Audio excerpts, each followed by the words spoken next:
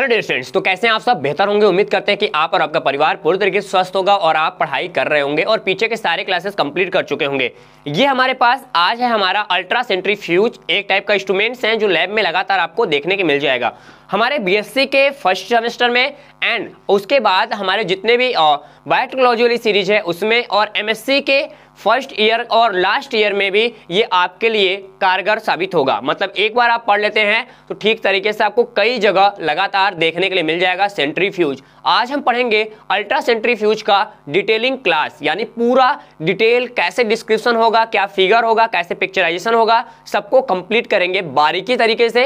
हो सकता है क्लास थोड़ा लंबा हो, लेकिन मेरे साथ वीडियो के लास्ट तक बने रहिएगा ताकि हम कुछ सीख सके बेहतर अल्ट्रा सेंट्रीफ्यूज या सेंट्रीफ्यूज के बारे में। ठीक, ये मैं इसलिए बोल रहा हूं कि अभी तक मैं बता दूं कि मेरे जो नोट्स हैं वो हम लोग इतना मेहनत करके लैब और बाकी इंस्ट्रूमेंट्स को सही तरीके से देखने परखने के बाद तैयार करते हैं ताकि आप तक बेहतर मटेरियल डिलीवर कर सके और आप बेहतर कॉन्सेप्ट के साथ उसे पेपर में कॉपी कर सके। तो चलते हैं सेंट्रीफ्यूज को स्टार्ट कर लेते हैं। सभी को राम राम। ठीक, तो यहाँ पे आगे हम लोग हमारे ऐप के बारे में आप जान रहे हैं। अधिक से अधिक स्टूडेंट्स को हमारे लर्निंग प्लेटफॉर्म पे लाइए। थोड़ा सा आपके इनकम से हम जनरेट करते हैं वीएनआर क्लासेस को बड़ा करने के लिए, यानी आपका इनकम हमारे परिवार को बड़ा करने में काफी भूमिका निभाता है। तो आप यूं ही हमारे पास जैसे प्यार दिखाते हैं वैसे दिखाते रहिए। चलते हैं यहाँ पे पहले बात करते हैं परिचय। किसी को पढ़ने से पहले, किसी को जानने से पहले, किसी के साथ रहने से पहले हम लोग उसके इंट्रोडक्शन के बारे में पढ़ते हैं कि आखिर भैया उसका परिचय क्या होगा, उसके बारे में क्या कहना चाहिए जो उचित होगा। तो सबसे पहले परिचय की जहाँ कहानी आती है तो हमको सबसे पहले क्या मिल जाएगा, यहाँ पे हमको मिल जाएगा अल्ट्रा सेंट्रीफ्यूज का पहला स्टेप, यानी पहला प्रोसेस। पहले प्रोसेस में देखो क्या कह रहा है, सबको बारीकी बारीकी से देखा ही जाएगा क्योंकि सारे लोग मोस्ट इंपॉर्टेंट है। नंबर फर्स्ट की बात करें, अल्ट्रा सेंट्रीफ्यूज है। ठीक, क्या है अल्ट्रा सेंट्रीफ्यूज है? एक टाइप का इंस्ट्रूमेंट्स है। क्या है? एक टाइप का इंस्ट्रूमेंट्स है। वो भी कैसा इंस्ट्रूमेंट्स है?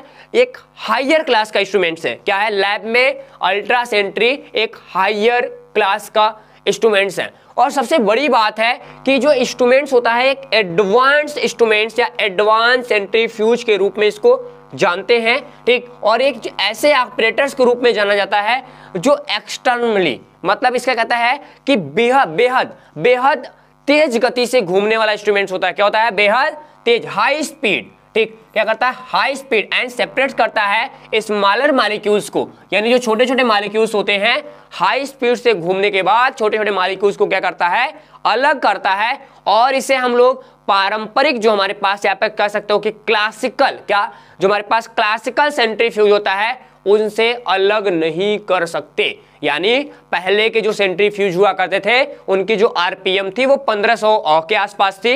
यानी पहले की जितने भी मशीनें हुआ करती थी वो आपके 1500 से लेकर कितने, 1500 आरपीएम से लेकर बहुत ज्यादा जाती थी तो 4500 आरपीएम जाती थी। कितनी?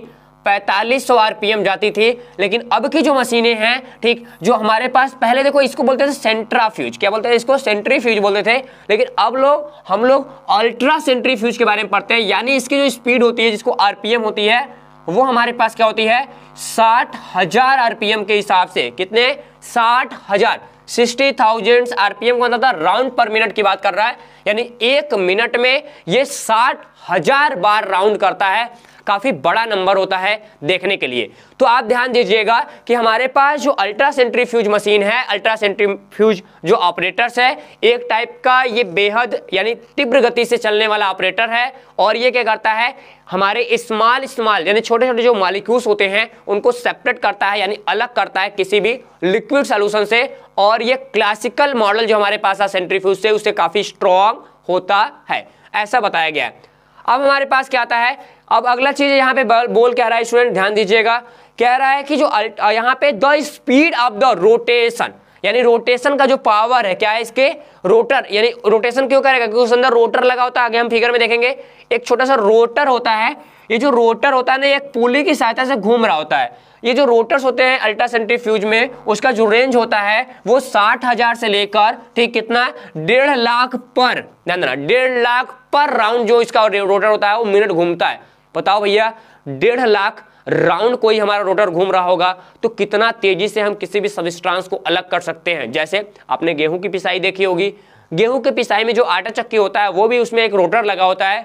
जो मिनिमम 700-800 आरपीएम पे ग्रो चल रहा होता है, ऑपरेट हो रहा होता है।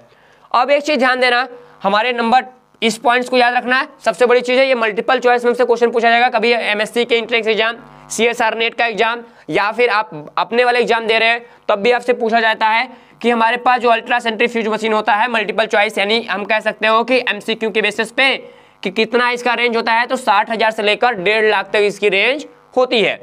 आगे नंबर थर्ड की बात करें, नंबर थर्ड पे हमारे पास क्या आ रहा है, नंबर थर्ड पे यहाँ पे आ रहा है कि भैया कि जो अल्ट्रा सेंट्रीफ्यूज मशीन होती है, ठीक, उसको संचालित करने के लिए, उसको यूज में लाने के लिए, उसको ऑपरेट करने के लिए काफी एडवांस तरीके से क्या यहाँ पे जो जितने भी हमारे ऑपरेटर यानी मोस्टली जो ऑपरेटेड होती है इन मोर, हमारे पास यहाँ पे फैसिलिटेड की बात कर रहा है, फैसिलिटेड लेबोरेटरी जितनी होती है यानी सुविधाओं से जो युक्त लैब होते हैं, केवल वहां तक हम इसको ऑपरेट कर सकते हैं। और इसको ऑपरेट करने के लिए हमको एडवांस जो ऑपरेशंस होते हैं उनके साथ हम लोग करते हैं, यानी ऑपरेशन करने वाले जो एडवांस ऑपरेटर्स होते हैं उनके द्वारा इस मशीन को, इस इंस्ट्रूमेंट्स को हम लोग ऑपरेट करते हैं, वो भी सुसज्जित लैब के अंदर। क्यों बता रहा हूं ये, क्योंकि ये बड़ी चीज है, क्योंकि ये हम लोग नॉर्मली इसको यूज नहीं कर सकते। अगले टॉपिक को देखें तो यहाँ पे हमारे पास चौथा बोल क्या रहा है, कह रहा है कि जो साइज होती है इसकी काफी बड़ी होती है। कैसी होती है, काफी बड़ी होती है, लेकिन इनकी साइज तो बड़ी होती है, लेकिन हम लोग जो भी सैंपल इनमें यूज करते हैं वो सैंपल काफी छोटा होता है। कैसा होता है, काफी छोटा होता है, वो भी एक कंटिन्यूअस बैच के रूप में। कैसे, कंटिन्यूअस बैच के रूप में लगातार हमारे पास अपने सिस्टम के अंदर फ्लो होता है, क्योंकि इसमें एक फ्लो कैसे तो रेंज होता है, उस फ्लो रेंज में, अभी फिगर देखेंगे हम लोग, उस फ्लो रेंज में हमारा जो भी लिक्विड होता है वो फ्लो कर रहा होता है, उसको हम लोग बेंच बोलते हैं। क्या बोलते हैं, उनको बेंच बोलते हैं। वहां से फ्लो जो सिस्टम है उनके अंदर हमारे पास छोटा सा एक ऑपरेटर अंदर बेंच होता है, उस बेंच में घूम रहा होता है, लेकिन जो इसकी साइज होती है, मशीन की साइज होती है, वो बड़ी होती है। कैसी होती है, बड़ी होती है। आप देखे होंगे ये वॉशिंग मशीन जस्ट लाइक होती है, वॉशिंग मशीन ही जैसा दिखाई देगा, फिगर में आपको कंप्लीट चल जाएगा। ठीक, अगला नंबर 5 इस इंट्रोडक्शन का बोल रहा है कि मोस्ट अल्ट्रा सेंट्रीफ्यूज जो होती है उसको रेफ्रिजरेटेड किया जाता है, यानी उसको ठंडा करने के लिए होता है। क्यों, क्योंकि भैया ये जब चल रहा होता है ना, इनको order to control the heat, यानी इनको कंट्रोल जो होता है, इनके जो हीट होती है, जो गर्मी होती है, गर्मी को कंट्रोल करने के लिए उसी ऑर्डर में जितनी गर्मी निकल रही है उसी ऑर्डर में हम लोग उसे ठंडा करते हैं, रेफ्रिजरेट करते हैं। क्यों, क्योंकि वहां जो रोटर होता है ना, इतनी बार ही घूमता है। देखो इंजन जो हमारा 800-1500 आरपीएम पे घूम रहा है, उतना गर्म हो जाता है, तो ये 1.5 लाख आरपीएम पे जब रोटेट कर रहा होगा इसका रोटर, तो काफी तेजी से गर्म होता है। तो उसको ठंडा करने के लिए हमको यहाँ पे रेफ्रिजरेट किया जाता है, उनको ठंडा करने के लिए मशीन लगाए जाते हैं। और यहाँ पे क्यों, क्योंकि यहाँ पे बात क्यों गर्म हो रहा है, क्योंकि यहाँ पे जो जनरेट ड्यू टू द, ठीक, यहाँ पे एक्सेसिव स्पीड यानी अधिकतम स्पीड की वजह से, कितने अधिकांश इसकी स्पीड है, उस स्पीड के वजह से अत्यधिक गर्मी की संभावना बनी रहती है, क्योंकि अधिक स्पीड निकलेगी तो अधिक गर्मी यहाँ से निकलती है। तो उनको कंट्रोल करने के लिए हमको रेफ्रिजरेट का यूज किया जाता है। रेफ्रिजरेटर ठंडा कोई पदार्थ, यानी एक मशीन, एक कॉइल होती है उनके अंदर, वो लगातार उसको ठंडा करती रहती है। नहीं तो जो भी आप सबस्टेंस में यूज कर रहे हो, जैसे इसके सबसे बड़ी चीज है कि जैसे आप लोग पढ़ते हो, क्या आप लोग पढ़ते हो 70S राइबोसोम, या फिर आप पढ़ते हो 80S राइबोसोम। तो 70S राइबोसोम और 80S राइबोसोम में हमारे पास 2 यूनिट, इसकी 2 यूनिट होती है, एक 60S होता है, एक हमारे पास 40S होता है। तो 60S और 40S के 2 राइबोसोम की यूनिट होती है। तो इन दोनों यूनिट को हम लोग इसी अल्ट्रा सेंट्रीफ्यूज मशीन में डालकर रोटेट करते हैं, तब हमारे पास एक रिजल्ट निकलता है। उनकी बारी आएगी तो हम उसको बारे में बताएंगे। अभी चलते हैं हम लोग आगे पढ़ते हैं। ये हमारे पास पिक्चर्स हैं, क्या है ये सब हमारे पास पिक्चर्स है। 3 अलग अलग वेराइटी है, वेराइटी का मतलब 3 अलग अलग जो कंपनियां होती हैं, अलग अलग तरीके के एलसीडी पैनल के साथ हमारे अल्ट्रा सेंट्रीफ्यूज को रिप्रेजेंट करती है। ठीक, इसमें देखा जाए तो हिमैक की बात करें तो हिमैक सबसे इंटेलिजेंट सुविधाओं में माना जाता है अभी तक। जो हमारे पास हिमैक होता है, ठीक, ये हाईटेक की आती है, ये सबसे बेहतर कंडीशंस में माना गया अभी तक। बाकी तो ये दोनों भी हैं, इनका तो नाम नहीं पता। ठीक, ये 3 ऐसे मशीन होंगे, ये अल्ट्रा सेंट्रीफ्यूज मशीन होती है। इसके अंदर पूरा रेफ्रिजरेटर पॉइंट्स होता है, इनके अंदर ये प्रवाह होता है, इनमें फ्लो होता है, इनमें मशीन डालते हैं। ये हमारे को पूरा कैसे तो पैनल लगा होता है, एलसीडी पैनल। अब तो पहले नॉर्मल पैनल आते थे, अब हमारे पास ये टच पैनल आते हैं। इसमें देखो बड़ा सा लगा हुआ है, ये पूरा नंबर बताएगा किस स्पीड पे घूम रहा है, कितना घूम रहा है, कितना घुमाना चाहिए आपको। ठीक, और इसी पे हमारे डिजिटली कीबोर्ड होते हैं, वो डिजिटल कीबोर्ड आपको इस मशीन को कंट्रोल करने में हेल्प कर रहे होते हैं। ठीक, थोड़ा सा और आगे बढ़ेंगे। और आगे बढ़ेंगे यहाँ पे प्रिंसिपल को पढ़ेंगे। क्या करेंगे हम लोग? प्रिंसिपल को पढ़ेंगे। प्रिंसिपल का मतलब सिद्धांत को देखा जाएगा कि आखिरकार जो अल्ट्रा सेंट्रीफ्यूज मशीन है वो किस सिद्धांत पे काम कर रहा है और इस सिद्धांत पे काम करने के साथ साथ ये कहाँ तक जा सकता है। सबसे पहले बात करते हैं इसके सिस्टम के अंदर नंबर फर्स्ट पॉइंट्स की। नंबर फर्स्ट पॉइंट्स के हमारे पास क्या आ रहा है?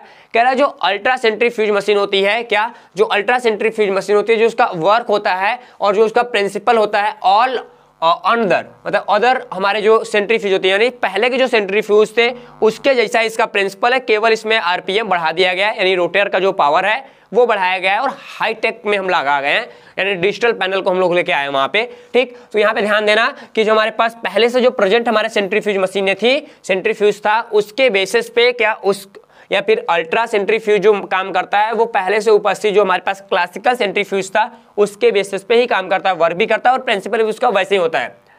अब यहाँ पे बात होती है नंबर दूसरे की। नंबर दूसरा क्या कह रहा है? नंबर दूसरा कह रहा है कि जो हमारे पास अल्ट्रा सेंट्रीफ्यूज मशीन होता है, क्या होता है इसकी working, the working of the ultra centrifuge machine, the यहाँ पे हमारे पास क्या होती है, इसको बोलते हैं सेडी। क्या बोलते हैं? सेडिमेंटेशन प्रिंसिपल में काम करते हैं, यानी इसको बोलते हैं अवसादन। क्या बोलते हैं? अवसादन। औसधन गुणांक या फिर औसधन गुणांक हमने सुना होगा, तो औसधन सिद्धांत के बेस पे काम करती है। तो भैया ये लाइन याद रखना, इसको हम लोग क्या बोलते हैं? सेडी। क्या बोलते हैं इसको? सेडी मेनिटेंशन प्रिंसिपल पे काम कर रहा होता है। तो ये लाइन आप याद रखिएगा मल्टीपल चॉइस के बेसिस पे, और ऐसे भी आईएमपी के लिए ये इंपॉर्टेंट है ही है। ठीक, आईएमपी भी है और यहाँ से एमसीक्यू भी आपसे पूछा जा सकता है। ठीक, अब थोड़ा सा और आगे बढ़ते हैं। भैया ये करता क्या है? ये दो काम करता है। पहला जो इसका वर्क होता है, ठीक, ऐसा कहा जाता है क्योंकि ये ग्रेविटी के साथ काम कर रहा होता है, क्योंकि क्या ये ग्रेविटी के साथ काम करता है, यानी गुरुत्वाकर्षण के सतत, यानी गुरुत्वाकर्षण के साथ साथ जैसे हमारे ग्रेविटी काम करता है, ग्रेविटी के साथ साथ ये काम करता है। और जितने भी कम घने वाले यानी डेंस पार्टिकल्स होते हैं उनकी तुलना में, क्या डेंस जो पार्टिकल्स होते हैं उनकी तुलना में फास्टर काम करता है हमारे पास जो लेस डेंस पार्टिकल्स होते हैं हमारे ग्रेविटी। यानी कह सकते हो इसको सिंपल लैंग्वेज में अपने भाषा में कि ग्रेविटी के तहत, यानी जो ग्रेविटेशंस हैं, ठीक, गुरुत्वाकर्षण के तहत जो कणों का हमारे पास सिद्धांत है उनके तहत ऐसा दिखाता है कि जो हमारे कम घने कण होते हैं, यानी छोटे कण, हल्के कण होते हैं, जो दूर दूर होते हैं, उनकी तुलना में जो सघन कण होते हैं, क्या होते हैं? जो सघन कण होते हैं, ठीक, क्या जो सघन कण होते हैं वो थोड़ा तेजी से बहते हैं। सही बात है भैया। जो हमारे पास गाढ़ा लिक्विड होता है, जैसे अभी टूथपेस्ट है, उसको आप बहाओगे तो बहबे नहीं करेगा, लेकिन एक सरसों का तेल है उसको बहाओगे बह जाएगा। सरसों का तेल अलग बह रहा होगा, पानी अलग बह रहा होगा, पेट्रोल अलग बह रहा होगा।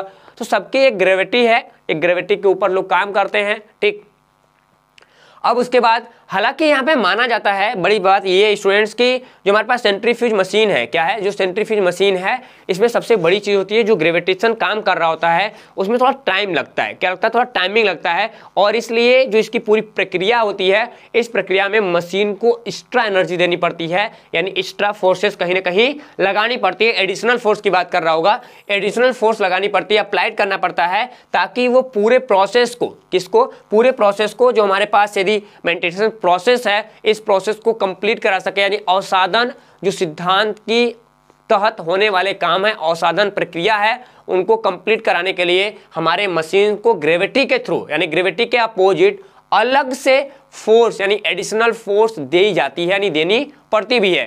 ठीक, और एक चीज ध्यान देना, सबसे बड़ी चीज यहाँ पे और एक बात बोल रहा है, क्या? इनको देखें थोड़ा सा।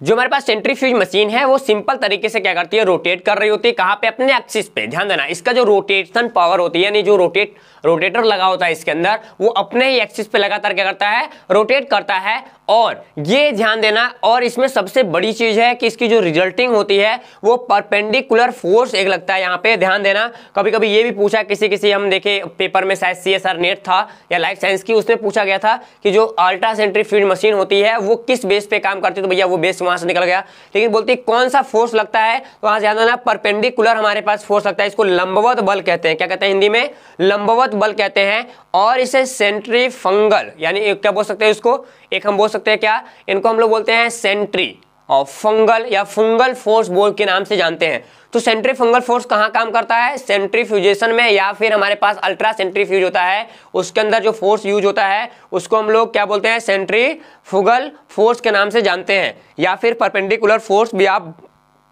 बोल सकते हो। क्या? परपेंडिकुलर भी फोर्स बोल सकते हो। और एक चीज ध्यान देना, अलग अलग जो हमारे पास पार्टिकल्स होते हैं, अलग अलग पार्टिकल्स पे अलग अलग फोर्स काम करता है, यानी अलग अलग फोर्स होता है, अलग अलग तरीके से काम कर रहा होता है। ये चीज आप ध्यान रखना। थोड़े से और बातें करें यहाँ पे हमारे पास, और थोड़े थोड़े सिद्धांत आ गए और थोड़े पॉइंट्स हैं। सबसे बड़ी चीज होती है कि जो लार्जर यहाँ पे हमारे बड़े मॉलिक्यूल्स हैं उनमें उनके साथ कैसा बिहेव होता है। तो इस ध्यान देना कि हमारे पास जितने भी बड़े मॉलिक्यूल्स होते हैं, जो लार्ज मॉलिक्यूल्स होते हैं, मूव फास्टर। क्या मूव फास्टर की बात कर रहा है? मूव फास्टर मतलब कि जितने भी बड़े अणु होंगे, बड़े मॉलिक्यूल्स होते हैं, वो तेजी से आगे की ओर बढ़ते हैं। क्या करते हैं? तेजी से आगे बढ़ते हैं। ठीक, वो तो तेजी से आगे चले जाएंगे, लेकिन जो छोटे मॉलिक्यूल्स होते हैं वो थोड़ा धीमे गति से। तो ये भी लाइन आपके लिए मोस्ट इंपॉर्टेंट है कि जो हमारे पास लार्ज मॉलिक्यूल्स होते हैं उनका जो मूविंग होता है, घुमाव होता है, वो तेजी से होता है, लेकिन जो स्मॉल मॉलिक्यूल होते हैं वो कैसे होते हैं? वो स्लोली घूमते हैं। कैसे होते हैं? स्लोली घूम रहे होते हैं। जैसे एक बड़ा सा कोई पार्टिकल्स है, वो 4 चक्कर लिया, दूर तक चला गया। अब हम छोटे छोटे पार्टिकल्स है, वो 4 चक्कर लेगा तो 10 मीटर गया। जैसे देखो, समझो कि यदि ये पार्टिकल्स है इतना बड़ा है, यदि एक चक्कर लिया, यहाँ आया, ठीक, पहला पॉइंट, दूसरा यहाँ आया, ठीक, यहाँ आ गया, तीसरा यहाँ आया, ठीक, अब 3 बारी में तो 2 और 3 यहाँ आ गया ना। अब एक बड़ा मॉलिक्यूल इतना बड़ा है, ठीक, ये यहाँ आ गया, फिर ये यहाँ आया, फिर ये यहाँ आया, मतलब एक दूरी उसकी कहीं ना कहीं क्या होती है? डिस्टेंस उसकी बढ़ने लगती है। यानी कह सकते हो कि जब हमारे पास लार्ज मॉलिक्यूल्स होते हैं उनका मूव जो होता है फास्टर होता है, और जो स्मॉल मॉलिक्यूल्स होते हैं उनका मूव कैसा होता है? स्लो होता है, यानी धीमा होता है। ये लाइन आप याद रखिएगा, मोस्ट इंपॉर्टेंट है। मैं देखो बताते जाता हूँ क्योंकि डीप में जाना है, लंबा पढ़ना है, कैसे याद रहेगा।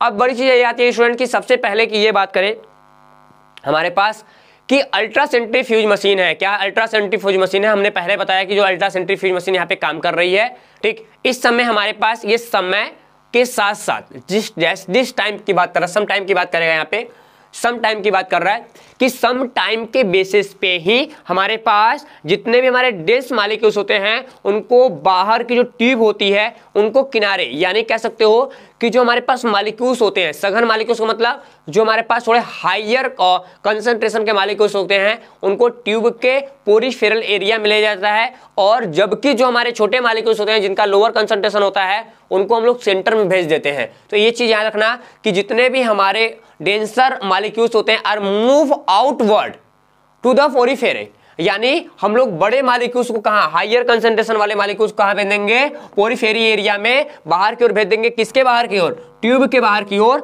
लेकिन लेस डेंस यानी कम हमारे जो कंसंट्रेशन वाले मॉलिक्यूल्स होते हैं उनको रोटेट करके हम लोग कहां लाते हैं? Toward the centre of the tube. यानी ध्यान देना कि इसके अंदर क्या होगा, इसके अंदर हमारे छोटे ध्यान देना इस बात को, सबसे बड़ी चीज यहां से है कि हमारे पास एक ट्यूब होगी, यानी एक ऐसी ट्यूब लगी होती है। इस ट्यूब की बड़ी चीज ये होती है कि ये ट्यूब लगी हुई है, इस ट्यूब में जो हमारे बड़े मॉलिक्यूल्स होते हैं वो क्या करेंगे?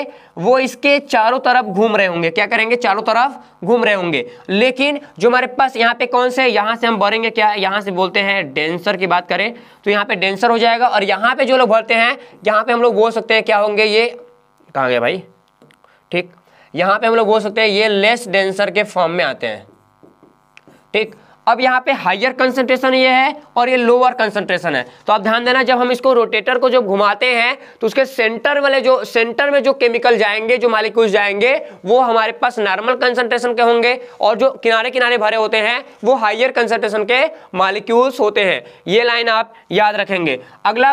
अगली बात हमको क्या कह रहा है? कह रहा है कि जो पूरी प्रक्रिया होती है, क्या होती है? जो पूरी प्रक्रिया होती है ये काफी टाइम लगता है, इसमें क्या लगता है? काफी टाइम लगता है। क्या लगता है? काफी टाइम लगता है। और इस टाइम के साथ साथ जितने भी लार्जर मॉलिक्यूल्स होते हैं, क्या होते हैं? लार्ज मॉलिक्यूल्स होते हैं, काफी कॉम्प्लिकेटेड, ऐसा पता है हमको कि ये काफी कॉम्प्लिकेटेड स्ट्रक्चर्स हैं, और इस प्रोसेस को कंप्लीट होने के बाद जो लार्ज एंड मोर डेंस यानी हायर कंसंट्रेशन पार्टिकल्स होते हैं वो शटल डाउन, मतलब नीचे चले जाते हैं। कहां पे? प्लेट के अंदर। यानी प्लेट के अंदर, इसका कहने का मतलब क्या है? इसके कहने का मतलब है जब हमारे पास ये पूरा प्रोसेस कंप्लीट हो रहा होगा, क्या होगा? जब हमारे पास पूरा प्रोसेस कंप्लीट हो रहा होगा, उस एक्टिविटी के बाद जो हमारे पास बड़े मॉलिक्यूल्स होते हैं और हायर कंसंट्रेशन के मॉलिक्यूल्स होते हैं वो ट्यूब के नीचे की ओर, क्या? ट्यूब के नीचे की ओर हमारे पास एक लेयर होता है, वहां पे जाके जमने लगते हैं। और इसके तुलना में, इसके कंपेयर में जो छोटे मॉलिक्यूल्स होते हैं, क्या होते हैं? जो छोटे मॉलिक्यूल्स होते हैं वो कहां रहेंगे? वो हमारे पास उसी के सरफेस पे, ऊपर के सरफेस पे तैरना स्टार्ट कर देते हैं। यानी जो हमारे बड़े मॉलिक्यूल्स होंगे, हायर कंसंट्रेशन के मॉलिक्यूल्स होंगे, वो नीचे दब जाएंगे, और जो लोअर कंसंट्रेशन के मॉलिक्यूल्स होंगे, छोटे मॉलिक्यूल्स होंगे, स्मॉल पार्टिकल्स होंगे, वो ऊपर की ओर तैरते रहते हैं। बाद में हम लोग अलग अलग तरीके से इन्हें हम लोग सेपरेट कर लेते हैं। ठीक, ये चीज आप ध्यान रखना। अब उसके बाद हम लोग आगे बढ़े, यहाँ पे इंस्ट्रूमेंटेशन की बात कर रहा है और पार्ट ऑफ हमको अल्ट्रा सेंट्रीफ्यूज की बात करेगा कि भैया ऐसा कौन कौन सा पार्ट होता है जो इसके सिस्टम में काम कर रहा होता है। ये बड़ा इंपॉर्टेंट चीज है। इंपॉर्टेंट इसलिए कि हमको देखना होगा कि भैया पहले इसमें इस मशीन में लगा क्या क्या है, पहले इसके बारे में बात करना पड़ेगा। सबसे पहले बात करते हैं अल्ट्रा सेंट्रीफ्यूज मशीन की। तो अलग अलग वैरायटी में अलग अलग, मतलब अलग अलग जो कंपनियां हैं अलग अलग तरीके से अपने इंस्ट्रूमेंट्स को डालती हैं बेहतर बनाने के लिए। जैसे हमने बताया कि हाईटेक की है, ठीक, और बाकी उषा की आती है और बाकी टाटा की भी आती है। तो अलग अलग लोग हैं अलग अलग तरीके से। अब चाइना वाला तो पता नहीं, हम देखे नहीं है उसको, एक ही बार देखे अभी तक लैब में जो था, उसके बाद तो फिर मुलाकातें हो नहीं किया, 2 साल से कभी गया ही नहीं लैब में।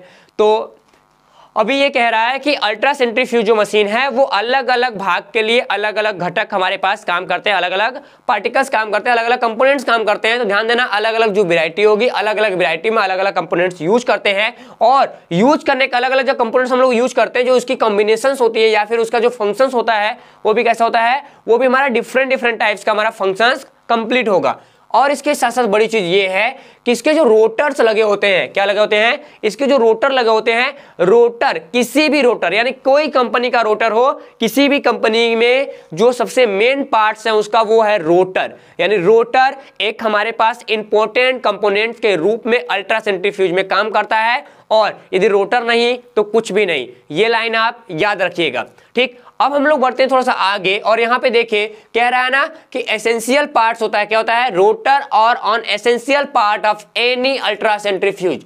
यानी किसी भी अल्ट्रा सेंट्रीफ्यूज के लिए ये हमारे पास सबसे बेस्ट टेक्नोलॉजी होती है, उसमें होना चाहिए। अब यही करेगा क्या, क्या करता है अल्ट्रा सेंट्रीफ्यूज, करता क्या है, अल्ट्रा सेंट्रीफ्यूज के 3 पार्ट होते हैं। क्या होते हैं, अल्ट्रा सेंट्रीफ्यूज के 3 पार्ट्स होते हैं। कभी आओगे हवेली पे तो अच्छे से बताऊंगा, बट अभी बता दे रहा हूं।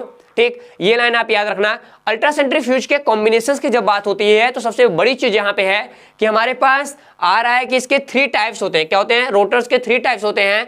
पहला हमारे पास एक वर्टिकल, क्या बोलते हैं इसको, वर्टिकल रोटर्स होता है। क्या होता है, एक वर्टिकल रोटर लगा होता है, ध्यान देना इसको, मोस्ट इंपॉर्टेंट है, क्या, वर्टिकल रोटर लगा होता है। दूसरा हमारे पास यहाँ पे स्विंग बोल रहा है, क्या, स्विंगिंग ब्रैकेट रोटर्स लगा होता है, स्विंग मतलब मूव कर रहा होता है, ठीक, ब्रैकेट रोटर्स। एंड थर्ड जो हमारे पास है उसको बोलते हैं फिक्स्ड एंगल रोटर्स। क्या बोलते हैं इसको, फिक्स्ड एंगल रोटर्स। तो कंपोनेंट्स में 3 कंपोनेंट्स हमारे मोस्ट इंपोर्टेंट, पहला तो हमारे पास रोटर इंपॉर्टेंट है, लेकिन रोटर के अंदर 3 कंपोनेंट्स आते हैं। पहला हमारे पास क्या है, वर्टिकल रोटर्स है, दूसरा हमारे पास स्विंगिंग ब्रैकेट रोटर्स है, और तीसरा हमारे पास फिक्स्ड एंगल रोटर्स है। ये तीनों रोटर्स आपस में मिलकर एक रोटर का कॉम्बिनेशन बनाते हैं, और जो पूरे अल्ट्रा सेंट्रीफ्यूज का जान होता है, करेजा होता है। ठीक, आगे अब इसकी बात करें, अब देखो सबका काम पढ़ेंगे, क्या करेंगे, सबका काम पढ़ेंगे, सबकी हालांकि काम क्या क्या है। अब सबसे बड़ी चीज होती है जो हमारे पास स्विंगिंग ब्रैकेट रोटर होता है। क्या होता है, स्विंगिंग ब्रैकेट रोटर्स होता है, यहां बात कर रहे हैं स्विंगिंग ब्रैकेट रोटर्स होता है, वो मोस्ट कॉमन यूज रोटर इन सेंट्रीफ्यूज। ठीक, मतलब ध्यान देना कि सेंट्रीफ्यूज के इस मशीन में, इस ऑपरेटर में सबसे ज्यादा कोई काम करता है, वो दोनों में से ससुरा ही काम करता है, किसका नाम है, यहाँ पे स्विंगिंग ब्रैकेट रोटर्स काम कर रहा होता है। अब सबसे बड़ी चीज क्या है, ये करता क्या है, इसके बारे में जान ले।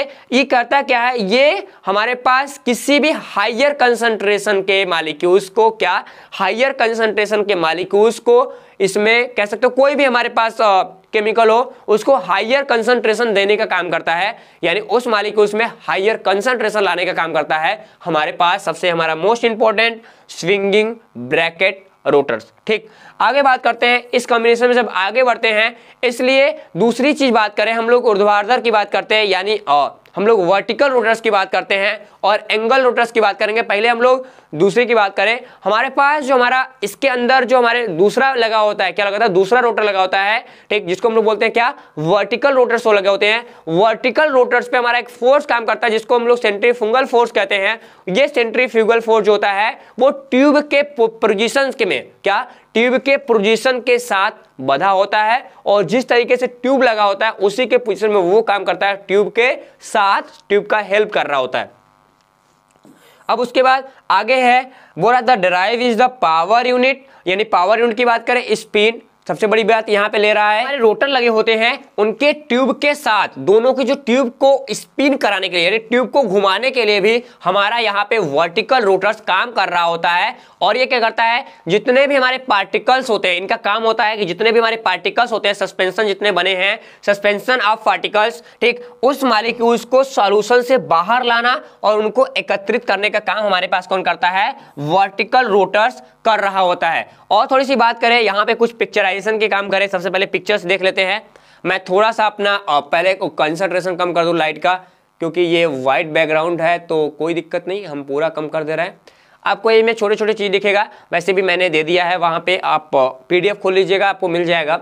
यहाँ पे आपको अलग अलग पार्ट दिख रहे होंगे। ये हमारा सेंट्रीफ्यूगल मतलब सेंट्रीफ्यूज है। अल्ट्रा सेंट्रीफ्यूज में हमारे पास क्या है, एक लाइट पाथ की बात कर रहा है। लाइट पाथ मतलब ये डिटेक्टर होता है, जो हमारे पास एक मशीन लगी होती है जो डिटेक्ट करता है कि इसके अंदर क्या क्या हो रहा है। हमारे पास ये जो पूरा चेंबर दिखाई देता है ना, अभी ध्यान देना, अभी बात कर रहा है यहाँ पे कि जो हमारे पास ये चेंबर दिखाई देता है, ये वाली जो चेंबर होती है वो पूरी कूलिंग कैपेसिटी होता है। क्या होता है, पूरी कूलिंग कैपेसिटी होती है। ये वैक्यूम पंप लगा होता है जो कहीं ना कहीं कह सकते हो कि प्रेशर्स को कंट्रोल करता है, ठीक। अब उसके बाद यहाँ पे एक हमारे पास एक रे होता है, लाइट का सोर्स होता है, इसको अल्ट्रा वायलेट ट्यूब लगी होती है। क्या होती है, अल्ट्रा वायलेट लाइट की सोर्स होती है। और यहाँ पे हमारे पास क्या होता है, एक हमारे पास मोटर लगा होता है। एक मोटर के ऊपर हमारा रोटर होता है। ये जो रोटर है ना, यही रोटर हमारे पास जो हमारा होता है 60,000 से लेकर, ठीक, 1,50,000, कितना, 1,50,000 इसकी RPM होता है। यानी यहाँ पे रोटेशन पर मिनट की बात कर रहा है, इतना RPM हमको देखने के लिए मिल जाएगा। अब दूसरा कंडीशन से हम लोग कैसे इसमें लगाते हैं, अब सबसे बड़ी बात है कि इसके अंदर एक कंपोनेंट्स हम लोग लगाते हैं, ये हम बोलते हैं सिंपल सेल। क्या लगाते हैं, सिंपल सेल। सिंपल सेल में 3 पार्ट्स होते हैं। पहला, सिंपल सेल में एक जो एरिया होता है वो एयर यानी हवा रखा रहता है हरदम। उसके बाद हमारे पास सॉल्वेंट हो जाएगा, ये इसकी बाउंड्री ऊपर की तरफ जो हमारी दिखाई दे रही है हमारी बाउंड्री हो जाएगी। और ये हमारा बीच में जो एक केमिकल होगा ये हमारा क्या हो जाएगा, ये हमारा पूरा सॉल्यूशन हो जाएगा। क्या हो जाएगा, ये सॉल्यूशन हो जाएगा, जिस सॉल्यूशन को हम लोग यहाँ पे रख रहे होंगे क्या करने के लिए, चेकआउट करने के लिए। जैसे ये दिख रहा है, ये हमारा एयर वाला है, ये हमारा सॉल्वेंट है, ये हमारी बाउंड्री काम कर रही है। और ये जो मटेरियल है यही हमारा कोई A है, यानी हम इसी को चेक करें। चाहे हमारा मान लो हमने H2SO4 को चेक किया, हमने किसको बात किया, हमने राइबोसोम की बात किया। राइबोसोम कौन सा, हमने 70S राइबोसोम की बात किया। कितना बात किया, 70S राइबोसोम की बात किया कि भैया जो हमारे पास 70S राइबोसोम है वो क्या कह रहा है, या फिर हमारे पास 80S राइबोसोम है वो क्या कह रहा है, ठीक। तो इन चीज़ों को हम लोग यहाँ पे देखेंगे। ये हमारे पास एक फोर्स होता है, सेंट्रीफ्यूगल फोर्स होता है, जो लगातार इस पूरे जो ऑप्टिक्स होता है उस पर लग रहा होता है। और ये देख रहे हो आप, यही होता है हमारे पास रोटर। क्या होता है, ये रोटर लगा होता है। ये सिंपल रोटर्स होते हैं और इन्हीं के अंदर ये जो हमारे पास यहाँ पे देखो रोटर, वर्टिकल रोटर्स हैं। वर्टिकल रोटर्स के अंदर जो हमारे ट्यूब लगे होते हैं, इसी होल्स के नीचे हमारे केमिकल्स जाते रहते हैं, ठीक। इतना होगी बातें, इतना ही आपके लिए बहुत है। अब थोड़ा सा और आगे पढ़ते हैं, थोड़ा सा और काम के बारे में बात करेंगे। काम के बारे में बात करेंगे कि जो हमारे इसके अंदर जो मशीनें लगी हुई हैं वो किस तरीके से काम कर रही हैं, ये भी देखना जरूरी है। सबसे पहले बात करें यहाँ पे हम बेसिक चीज़ों को, क्या करें, सबसे पहले बात करें यहाँ बेसिक चीज़ों को। और बेसिक चीज़ों में हम लोग क्या लेके आएंगे, नंबर फर्स्ट कह रहा है कि जो बेस होता है, बेस का मतलब यहाँ जान जाना है कि हमारे पास विनिमय इलेक्ट्रोड, यानी इनके अंदर ढेर सारे हमारे पास क्या होते हैं, इंटरचार्जेबल इलेक्ट्रोड लगाए जाते हैं, उनसे डिराइव करता है इनका जो रोटर्स होता है। क्या जाना, रोटर के अलावा क्या, रोटर के अलावा इनमें हम लोग क्या लगाते हैं, हम लोग यहाँ पे हम लोग एक, कहाँ गया भाई, हम लोग यहाँ पे एक इलेक्ट्रिक ड्राइव यूज करते हैं। क्या करते हैं, इलेक्ट्रिक ड्राइव यूज करते हैं। इस इलेक्ट्रिक ड्राइव को, ये ड्राइव कैसा होता है, ये हमारे पास रिचार्जेबल होता है, इंटर रिचार्जेबल ड्राइव होता है। और ये हमारे पास एनालिटिकल जो हमारे पास रोटेटर है या रोटर्स लगा होता है, उसको ये कहीं ना कहीं वर्किंग कराने के लिए या फिर उसको काम कराने के लिए अलग अलग डिग्री सेल्सियस पे काम कराने के लिए नियंत्रित करता है। ये जो इलेक्ट्रिक ड्राइव लगा होता है, इसकी सबसे बड़ी चीज है कि इनके अलावा इनमें 4 टाइप्स की यूनिट होती है, यानी सेल लगी होती है। और ये 4 टाइप की यूनिट जो होती है वो समान तरीके से अलग अलग एनालिसिस में काम लगाती हैं। जैसे रोटर जो होता है वो हमारे पास एक पहला जो पार्ट होता है वो हमारे पास 0 डिग्री सेल्सियस से लेकर 40 डिग्री सेल्सियस तक काम करता है। क्या करता है? 0 डिग्री सेल्सियस से 40 डिग्री सेल्सियस के बीच ये काम कर रहा होता है और इतने टेम्परेचर को नियंत्रित करने के लिए, ठीक, यानी इतने टेम्परेचर को सही तरीके से कंप्लीट करने के लिए, उसको कंट्रोल करने के लिए हमारे पास हमारा जिसमें रेफ्रिजरेटर पॉइंट्स होता है वो उसको काम करता है। और ध्यान देना, इनके जो सेंस ऑर्गन होते हैं वो 10 सेंस ऑर्गन 10 फैक्टर पे काम करते हैं। वो पहला चीज सेल्स की मोटाई पे काम करता है और सेल्स की मोटाई के साथ साथ ये जो यूनिट इसमें लगे होते हैं उनमें उनकी स्पीड क्या है, उन स्पीड को काम करने के लिए लगाए जाते हैं। और इसमें सबसे बड़ी चीज है, इसमें क्वार्ट्स, क्या बोलते हैं इसको? क्वार्ट्स बोलते हैं। क्वार्ट्स की खिड़कियां शामिल होती है अनुमति देने के लिए। अभी हमने दिखाया कि एक द्वार होगा, एक जहां से हम लोग मशीन को इसमें अंदर, मतलब कोई भी हमारे पास सैंपल उसको अंदर डालते हैं तो उस पर क्वार्ट्स का एक दरवाजा लगा होता है, उनके साथ हम लोग इसको उपयोग करते हैं। और सबसे बड़ी चीज़ यहाँ पे एक चीज़ है और है कि हमारा जो भी सेंट्रीफ्यूज मशीन लगा होता है, क्या जो भी हमारा सेंट्रीफ्यूज मशीन लगा हुआ है, सेंट्रीफ्यूज मशीन में सबसे बड़ी चीज़ ये देखने को मिलता है कि ये टेम्परेचर को नियंत्रित करने की अनुमति देता है। जैसे अभी आपके जो ऊपर हमारे डैशबोर्ड लगा होता है या फिर कैसे तो मॉनिटर लगा होता है या फिर हमारा डिजिटल पैनल लगा होता है, उस डिजिटल पैनल पे हम लोग मशीन की टेम्परेचर को कंट्रोल कोऑर्डिनेट कर सकते हैं कि ये कितने टेम्परेचर पे घूम रहा है और कितना गर्मी देगा। यानी इतने टेम्परेचर पे हम लोग घुमाएंगे तो इतना गर्मी देगा, तो इतना डिग्री सेल्सियस यदि हमारे पास हीटिंग निकल रहा है तो हम लोग कैसे उसको बैलेंस करेंगे, इस चीज़ों को ध्यान दिया जाता है इस अल्ट्रा सेंट्रीफ्यूज मशीन के अंदर। और सबसे बड़ी बात है कि इस सिस्टम में हमारे पास ऑप्टिकल सिस्टम पाया जाता है। क्या ऑप्टिकल सिस्टम होता है? ये जो ऑप्टिकल सिस्टम होता है ये काफ़ी एडवांस टेक्नोलॉजी है। ये हमारे पास जितने भी ऑब्जर्वेशंस के पॉइंट्स होते हैं, क्या होते हैं? ऑब्जर्वेशन पॉइंट्स होते हैं, उनको पूरी तरीके से क्या करता है? डिजिटलाइजेशन कर देता है, यानी डिजिटली तरीके से लाता है ये ऑप्टिकल। अब उसके बाद जो हमारे पास मॉलिक्यूल्स होते हैं वो कितने समय में, क्या जो मॉलिक्यूल्स होते हैं वो कितने समय में कितनी काम कर रहा है या कितना रोटेट हुआ, इसका सही तरीके से जो ग्राफिक पोजीशन है वो हमारे पास जो हमारा ऑप्टिकल कह सकते हो सिस्टम लगा हुआ है, वही ऑप्टिकल सिस्टम हमको नजर करता है, यानी दिखाता है। ध्यान देना, जो ऑप्टिकल सिस्टम इसके अंदर लगाए गए होंगे, आप पढ़ लीजिएगा, पीछे चल रहा होगा। ऑप्टिकल सिस्टम जो इसके अंदर लगाए जाते हैं वो इसी लगाए जाते हैं ताकि हमारा जो मॉलिक्यूल्स घूम रहा है, ठीक, या मॉलिक्यूल्स इसके अंदर काम कर रहा है, उसका इस समय एनालिसिस करना हो तो हम कैसे लगाएंगे? तो ऑप्टिकल सिस्टम उसको क्या करता है? वहां से रिजल्ट को जनरेट करता है और एक ग्राफ के थ्रू आपके पास लाएगा और आप अच्छे तरीके से ग्राफ को देखकर पूरा प्रिंटिंग कर सकते हो और उस पूरे मॉलिक्यूल्स को फिटिंग कर सकते हो कि कैसे है। और इस चीज़ों को दिखाने के लिए हमको अलग से क्या एक फिटिंग करने के लिए डेस्क कैलकुलेटर लगा होता है। क्या डेस्क कैलकुलेटर लगा होता है? वहाँ पे पूरे मटेरियल को हम आसानी से देख सकते हैं।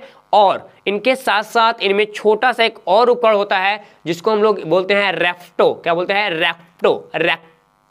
रेक्टोमीटर लगा होता है। और रेक्टोमीटर जो होता है और इसके अंदर एक हमारे पास फ्यूल सेल होता है। क्या होता है? फ्यूल सेल, रेक्टोमीटर लगा होता है। और इनके साथ साथ जो रिकॉर्डिंग होती है वो यहाँ पे स्पेक्ट्रोफोटोमीटर के द्वारा इनकी रिकॉर्डिंग होती है। तो सबसे बड़ी चीज़ है यहाँ पे कि दो चीज़ें यहाँ पे ध्यान देना, हमारे पास इसको हम लोग रेफ्टोमीटर्स लगा होगा। क्या लगा होगा? रेप्टोमीटर्स लगा होता है। ये जो रेप्टोमीटर्स होता है ये क्या करेगा? ये हमारे पास सबसे बड़ी चीज़ है कि ये बताने का काम करता है। क्या बताता है रेप्टोमीटर? ये हैंड्स रेप्टोमीटर होता है, ठीक, क्या हैंड्स रेप्टोमीटर होता है। और इसके बाद हमारे पास रिकॉर्डिंग सिस्टम के लिए स्पेशली हम लोग क्या करते हैं, यहाँ पे हम लोग स्पेक्ट्रोफोटोमीटर्स का यूज करते हैं, जिस कहाँ पे फ्लो सेल, यानी जो उसमें सेल लगाया गया है उसके अंदर क्या करने के लिए? पूरे मटेरियल को अल्ट्रा सेंट्री मशीन के अंदर जो प्रोसेस हो रहा है उस प्रोसेस को कंप्लीटली चेकआउट करने के लिए या फिर देखने के लिए। ठीक, अब बात करते हैं प्रोसेस की। आखिरकार हम लोग प्रोसेस में क्या देखें, कैसे काम हो रहा उनको भी तो देखना पड़ेगा। थोड़ा सा स्टेप को थोड़ा जल्दी जल्दी करेंगे क्योंकि टाइम ज़्यादा हो जाएगा। बोलता क्या है कि हमारे पास जो ऑपरेटर सिस्टम इसके अंदर लगाए जाते हैं, किसके अंदर? सेंट्री जो फ्यूज लगाया गया या अल्ट्रा सेंट्री फ्यूज लगाया गया है, इसके अंदर जितने भी ऑपरेटर्स काम करते हैं उनकी जो संचालन की प्रक्रिया होती है, ठीक, वो डिपेंड करती है कि आप किस टाइप के मटेरियल का एनालिसिस करना चाहते हैं। यानी अलग अलग मटेरियल का एनालिसिस करने के लिए अलग अलग तरीके से इसको यूज किया जाता है। और समान तरीके से देखें तो सामान्य तरीके से यदि हम लोग इस मशीन को ऑपरेट करना चाहेंगे तो हमारे पास सबसे बढ़िया चीज़ आती है। यहाँ से नंबर फर्स्ट की बात करें तो यहाँ पे बोल रहा स्मॉल सैंपल साइज, यानी हमारे पास क्या होगा? स्मॉल सैंपल साइज की बात कर रहा है कि इसके अंदर रखे जाने वाले जो छोटे से नमूने होते हैं, यानी छोटे से नमूने कैसे पाए जाएंगे? क्योंकि इनकी जो आकार होती है, किसकी आकार होगी? यहाँ पे सैंपल सेल साइज की जो होते हैं वो हमारे पास 20 से लेकर 120 mm क्यूब, यानी ये हमारे पास पतली सी एक छोटी सी सेल लगी रहती है। इसी को हम लोग क्या बोलते हैं?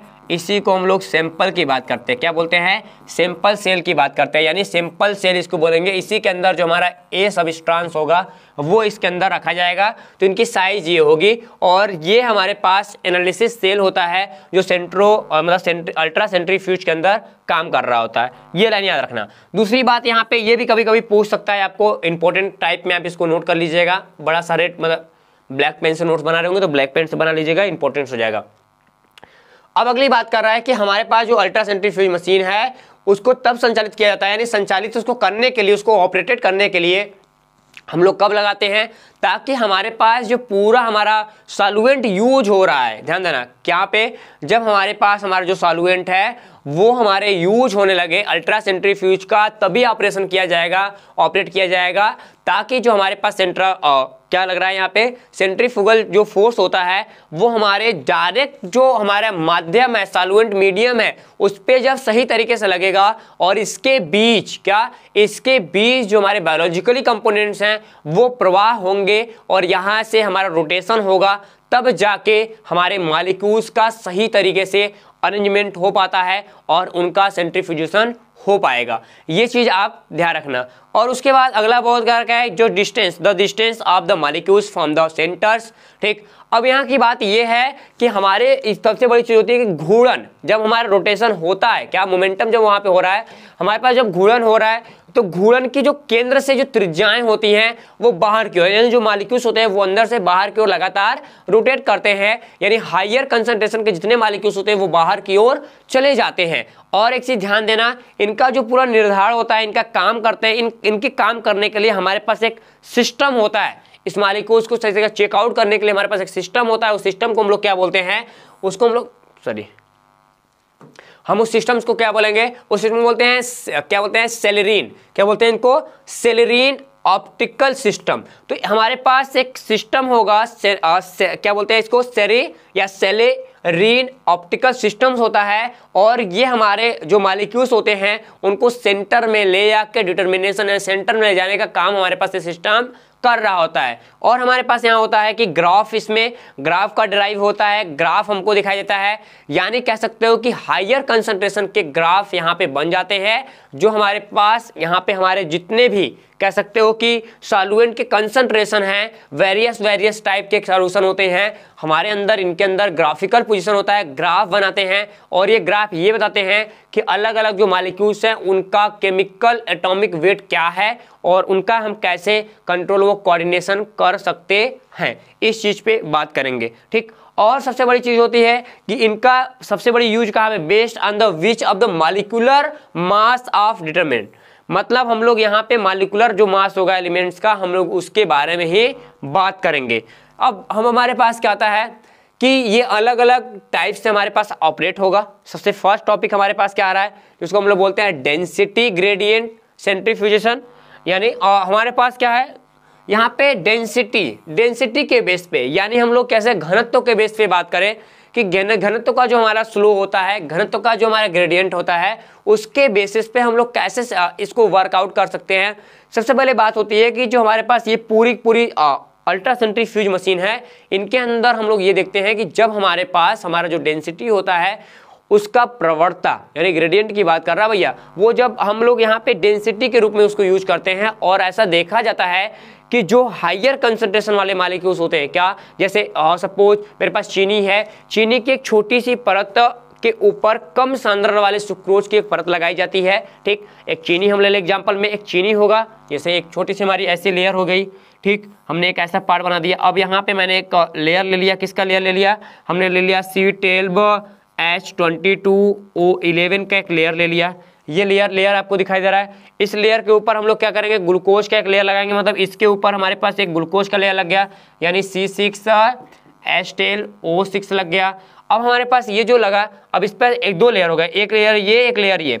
अब इनके बाद हम लोग क्या करेंगे, ये जो सुक्रोज का लेयर होता है, अब हमारे पास दोनों की अलग अलग डेंसिटी हो गई, इसका डेंसिटी अलग होगा, इसका डेंसिटी अलग होगा। अब दोनों के डेंसिटी के यूज के बेसिस पे हम लोग इनको कंसंट्रेटेड करेंगे और वहां से उनका यूज करेंगे। और ध्यान देना, आप लैब में जाके खुद हेल्प अपनी सहायता से अपना एक छोटा सा अलग से यहाँ पे कह सकते हो सिंपल तरीके से क्या, अलग से ग्रेडियंट तैयार कर सकते हो। वो ग्रेडियंट लैब में काम करेगा, वो अलग अलग केमिकल के दो लोगों के मिश्रण के साथ हमारा ग्रेडियंट बनता है। एक हायर डेंसिटी का होता है, एक लोअर डेंसिटी का होता है। ठीक, ये चीज़ आप ध्यान रखना। यहाँ पे हम लोग सेल्फ ग्रेडियंट फॉर्मेटिंग करते हैं और वो हमारे पास ग्रेडियंट जो होता है वो काम करता है सेंट्रीफ्यूजेशन के टाइप में, यानी उसके मशीन के अंदर। अब ये छोटे छोटे और चीज़ें हैं, इनको थोड़ा सा और देख लें। थोड़ा सा सबसे बड़ी बात कर रहा है कि जब हमारे पास ग्रेडियंट हमारा बन के तैयार हो जाता है, क्या होता है जब हमारा ग्रेडियंट बन के तैयार हो जाता है, सबसे बड़ी बात, जब ग्रेडियंट बन के तैयार हो जाएगा तो कहाँ क्या करेंगे उसका। जब ग्रेडियंट जैसे ही तैयार होता है, ठीक, हमारे पास जो भी हम सैंपल लिए उसके ग्रेडियंट को तैयार करते हैं और ग्रेडियंट को तैयार करने के बाद जो हमारे सैंपल सेल होते हैं, सैंपल सेल के अंदर उसको डाल देंगे ग्रेडियंट को। और जैसे ही ग्रेडियंट को सैंपल सेल में डालेंगे, फिर हम लोग जो हमारे पास ट्यूब होता है, हमारे पास एक ट्यूब होगा, हमने बताया था ट्यूब होगा, यहाँ सैंपल सेल ट्यूब होगा, उस ट्यूब में डालकर जो हमारे पास रोटर होता है, रोटर के जो रैक होता है, रोटर के रैक में हम आसानी से उसको रख देंगे। क्या करेंगे, रोटर के रैक्स में हम लोग आसानी से, देखो रैक आप रोटर्स की बात कर रहा है, उसमें हम लोग रख देंगे किसके, अल्ट्रा सेंट्रीफ्यूज के अंदर। अब यहाँ सबसे बड़ी बात है, सही, अब यहाँ पे कह रहा है द टेम्परेचर एंड टाइम। हम लोग टाइम में और टेम्परेचर को सेट आउट करेंगे कि इतना टाइम चाहिए और इतने टेम्परेचर पे इसको रोटेट करना है। दो चीज़ें आप जो डिस्प्ले लगा होगा उसके अंदर इन चीज़ों को ध्यान देंगे। क्या करेंगे, शुरू करने के पहले, यानी जब वो पूरा प्रोसेस शुरू हो रहा है, उसमें सबसे पहले हम लोग टेम्परेचर को और समय को सेट आउट कर लेंगे कि अल्ट्रा सेंट्रीफ्यूज मशीन इसी टेम्परेचर पे इसी में काम करेगा। और ऊपर से जो हमारा ढक्कन लगा होता है, क्वार्ट्ज का ढक्कन लगा होता है, हम उसको बंद कर देंगे और हमारी जैसे ही स्टार्ट करेंगे हमारी प्रक्रिया स्टार्ट हो जाएगी। और जब प्रक्रिया स्टार्ट हो जाएगी तो हमारे पास एक ग्राफ मिलेगा। जैसे ही यहाँ पे हमारे पास एक प्रोसेस को स्टार्ट करेंगे, क्लोज करने के बाद अब हमारे पास जो हमारा पार्टिकल्स होगा वो ट्रेवल करेगा थ्रू आउट जो ग्रेडियंट लगे होंगे उनके भीतर, और हमारे अलग अलग पॉइंट्स के अंदर अलग अलग डेंसिटी को मैच करेंगे और सराउंडिंग मीडियम में, डेंसिटी के सराउंडिंग मीडियम में लगातार ये वर्क कर रहे होंगे। ठीक, इस चीज़ को ध्यान देना। और लास्ट पॉइंट यहाँ से कहेगा कि लास्ट पॉइंट में कहता है कि जो हमारे पास डिफरेंट टाइप्स के, जब हमारा फ्रैक्शन हो जाएगा, रिमूविंग हो जाएगा, सेपरेशन हो जाएगा, उस कंडीशन में हमारे पास आइसोलेटेड पार्टिकल्स के हम लोग आइसोलेटेड यूनिट तैयार करते हैं। क्या करते हैं, पार्टिकल्स को आइसोलेट किया जाता है और उनमें जो डिफरेंट पार्टिकल्स होते हैं उनको निकाल के अलग किया जाता है और जो हमारे सैंपल होते हैं उनको निकाल के अलग कर जाता है। यहाँ पे सेपरेशन करने का काम किया जाएगा। अभी मैं बताऊँगा आपको एमएससी में कि सेपरेशन की वर्किंग कहाँ है, ठीक, और कैसे काम करता है सेपरेशन, अच्छा से पढ़ना भी वहाँ पे।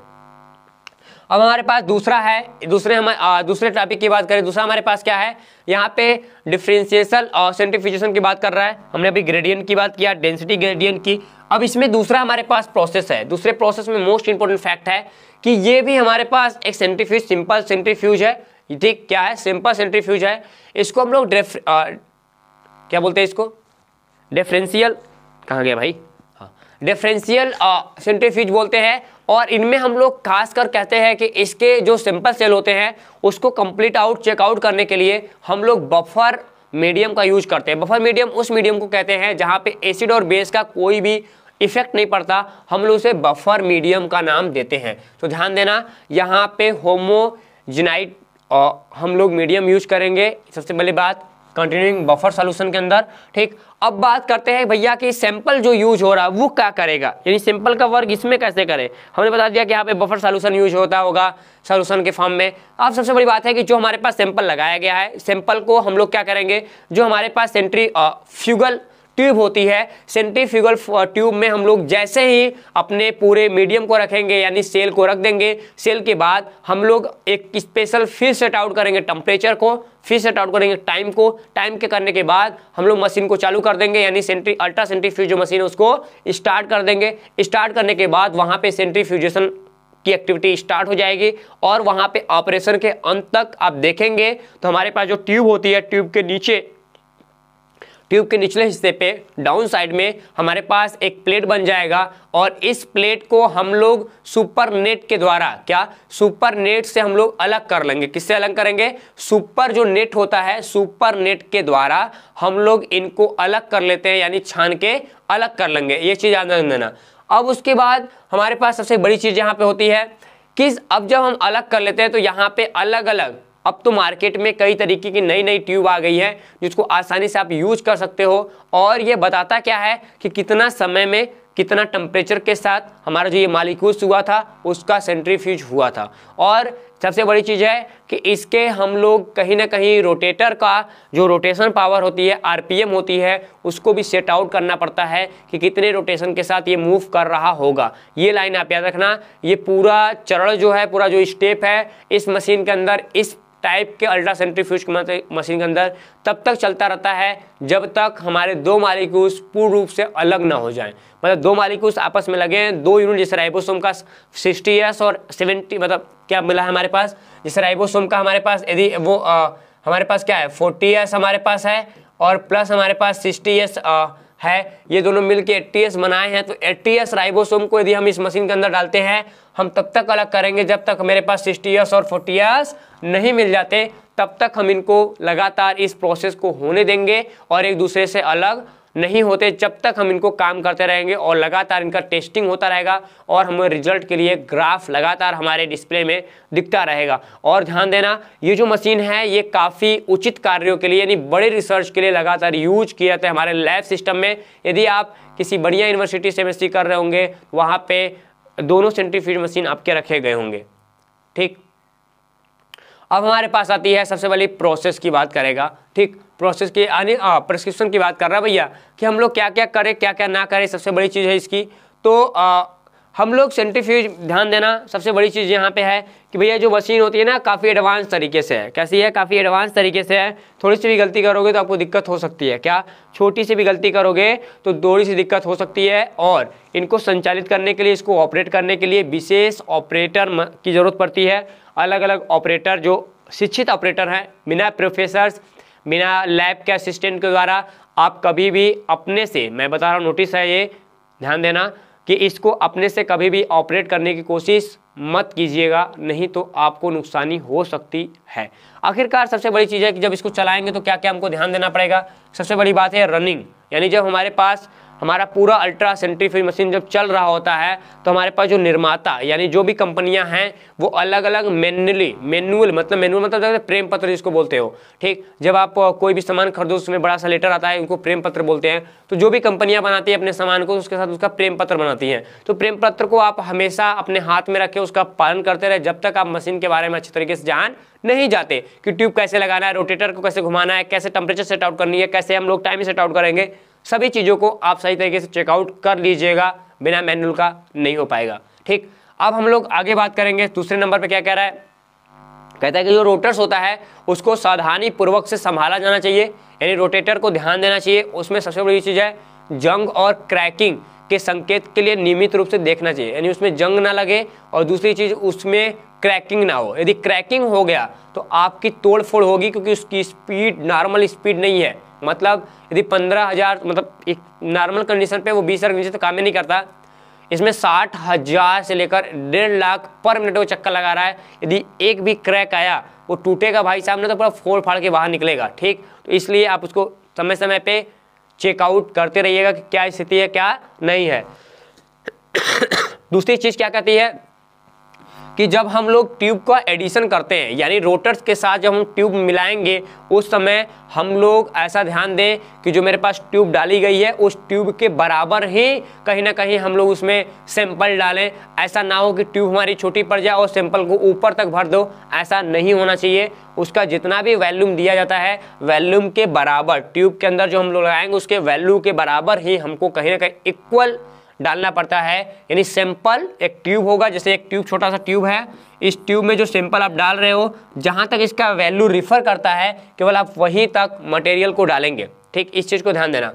अब सबसे बड़ी बात होती है कि एक अल्ट्रा सेंट्रीफ्यूज मशीन को ट्यूब की जो संख्या होती है वो हमेशा संतुलित करनी होती है, यानी ट्यूब के जो नंबर होंगे वो हमेशा संतुलित करने होंगे, क्योंकि वहाँ पे जो नमूने का भार होता है यदि वो उपलब्ध ना हो, क्या यदि हमारे दो ट्यूब लगे हुए हैं, एक ट्यूब में हमारा पार्टिकल्स भरा है, एक में नहीं भरा है, वो रोटेट कर रहा है, तो वो अनबैलेंस हो सकता है। क्या अनबैलेंस हो सकता है? इसलिए आपको उनमें दोनों को, यदि आप एक ही ट्यूब से काम कर रहे हो, दो ट्यूब या एक ट्यूब खाली उसके हैं, तो आप उनमें कोई ना कोई फिल्ट्रेटेड या फिर कह सकते हो नॉर्मल जो हमारे पास डिजिटल वाटर होते हैं उनको आप भर सकते हो, यानी वाटर, फ्रेश वाटर को आप वहाँ पे भर सकते हो ताकि वो बैलेंस को बनाए रखे। ठीक, इस नंबर में हम लोगों ने वही देखा।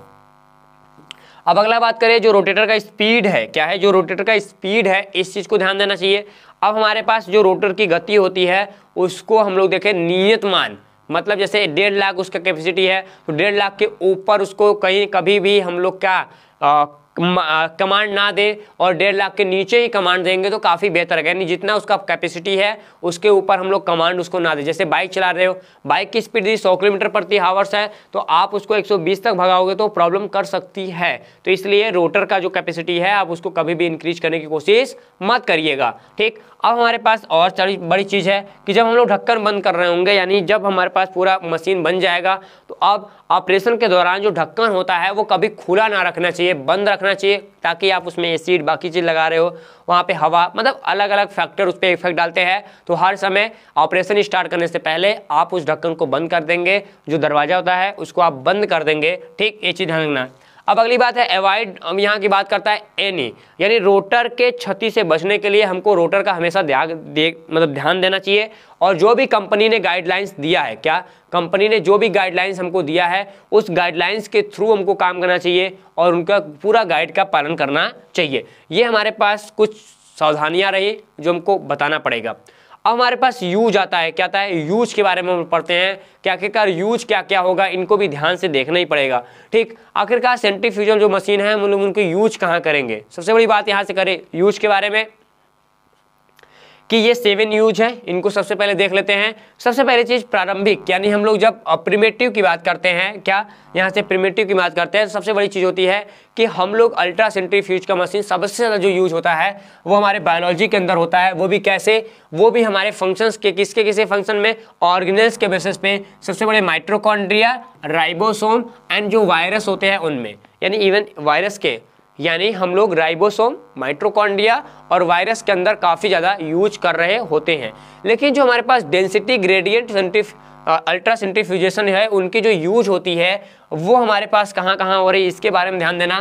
कि दूसरे नंबर पे बोल रहा है कि हमारे पास जो यहाँ पे ग्रेडियंट है वो हम लोग सबसे बड़ी चीज़ कर रहे हैं, इसमें जितने हमारे अलग अलग का मतलब इनमें सीजियम नाम का, सीजियम आप जानते हो एक मेटल है, सीजियम सॉल्ट ग्रेडियंट लगा होता है। क्या होता है, सीजियम सॉल्ट ग्रेडियंट लगा होता है जो सप्रेशन करने में काम करता है। क्या करता है, सप्रेशन करने में काम करता है। किसका, कहा, न्यूक्लिक एसिड लाइक डीएनए और आरएनए, यानी डीएनए और आरएनए को यदि आपको अलग करना है, किसी भी न्यूक्लिक एसिड के अंदर से डीएनए और आरएनए को अलग करना है तो आप क्या करेंगे, यहाँ पे ग्रेडियंट, डेंसिटी ग्रेडियंट सेंट्रीफ्यूज का यूज करेंगे, तब आपको उसके अंदर पाए जाने वाले जो सीजियम सॉल्ट ग्रेडियंट होता है वो मटेरियल को अलग करेगा। तो भैया आप याद रखना, कभी कभी ये भी पूछ सकता है कि सेंट्रीफ्यूज, अल्ट्रा सेंट्रीफ्यूज में किस टाइप के मेटल का यूज करते हैं, तो भैया यहाँ से आई हमारे पास हो जाएगा कि हम लोग सीजियम का ही यूज करते हैं, ठीक। अब हमारे पास नंबर 3 के बारे में बात करें। नंबर 3 हमारे पास क्या आ रहा है, यहाँ पे नंबर 3 आता है कि भैया कि जो हमारे पास जितना भी एनालिटिकल की बात कर रहा है, क्या एनालिटिकल की बात कर रहा है, एनालिटिकल अल्ट्रा सेंट्रीफ्यूज होता है वो अलाउ द डायरेक्शन एंड, देखो इसका मतलब ये है कि हमारे पास जो अल्ट्रा सेंट्रीफ्यूज मशीन है वो पीएच मान, मतलब पीएच की वैल्यू को कंप्लीट करेगा। क्या करेगा, पीएच की वैल्यू को कंप्लीट करता है, टेम्परेचर को कंप्लीट करता है एंड अदर जो एनवायरमेंटल फैक्टर होता है उसके साथ वो काम करता है। यानी कह सकते हो कि हमारे पास अलग अलग मशीन, यानी दूसरी जो हमारा एनालिटिकल सेंट्रीफ्यूज है हम उनको अलग अलग तापमान के लिए, पीएच के लिए, एनवायरमेंटल जो फैक्टर है उनके चेकआउट करने के लिए, यानी माइक्रो जो मॉलिक्यूल्स होते हैं उनके निर्माण कैसे हुए हैं उनको पता लगाने के लिए लगातार हम लोग इनको अलाउ कर सकते हैं। यानी एनालिटिकल सेंट्रीफ्यूज जो हमारे पास अल्ट्रा सेंट्रीफ्यूज है ये हमारे अलग अलग माइक्रो मॉलिक्यूल्स को भी कहीं ना कहीं रीड करता है और ग्राफिकल रिजल्ट हमको प्रदान कर देता है। ये चीज़ आप ध्यान रखनी है। अब बात करता है हमारे पास, कहता है AUC अलाउ, हमारे पास करता है क्या, आल्सो अलाउ करता है। तो सबसे बड़ी बात है कि AUC विभिन्न जो हमारे पास माइक्रो मॉलिक्यूल्स होते हैं, जैसे आणविक द्रव्यमान हुआ, मतलब मॉलिक्यूलर वेट हुआ, इसकी बात करें हम लोग स्पेशली, यानी हम लोग करें यहाँ पे एनालिटिकल अल्ट्रा सेंट्रीफ्यूज से हम लोग क्या करते हैं, डिटर्मिनेशन कर सकते हैं किसका, अलग अलग stoichiometry of various micro molecules, यानी स्टोमेट्रिक तरीके से मतलब कह सकते हो कि इसकी जो स्टोइकोमेट्रिक कंडीशंस हैं उनका हम निर्धारण कर सकते हैं। जैसे मॉलिक्यूल्स की मास क्या है, उसकी साइज क्या होगी, उसकी शेप क्या होगी, इससे हम लोग पता कर सकते हैं। किससे? हम लोग AUC का मतलब होता है अल्ट्रा, ठीक है, सॉरी यहाँ पे एनालिटिकल अल्ट्रासेंट्रीफ्यूज। अगला बात करता है भैया कि यहाँ एनालिटिकल अल्ट्रासेंट्रीफ्यूज मशीन है, उसके हेल्प से हम लोग यहाँ पे डिफरेंस बिटवीन कर सकते हैं।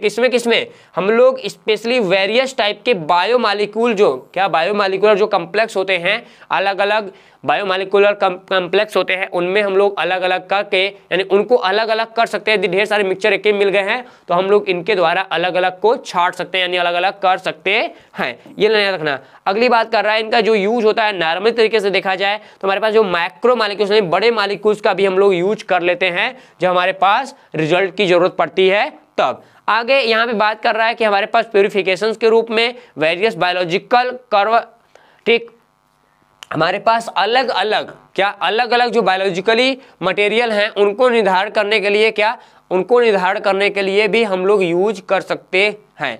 ठीक, कि बायोलॉजिकली शुद्धि है सेल्स की बात करें कि उनमें क्या प्योरिटी है क्या अनप्योरिटी है, उसको चेकआउट करने के लिए पूरा हम लोग काम कर सकते हैं। तो ये रहा आपका यूज, पूरा हमारा अल्ट्रासेंट्रीफ्यूज मशीन खत्म हुआ। ठीक, एडवांटेज और डिसएडवांटेज मैंने दे दिया है वीडियो के अंदर, आप पढ़ लीजिएगा सही तरीके से। कंप्लीट होता है आज का ये क्लास। मिलते हैं नए वाले क्लास में लेके नए वीडियो को। तब तक के लिए आप सभी को जय हिंद, टेक केयर, बाय बाय।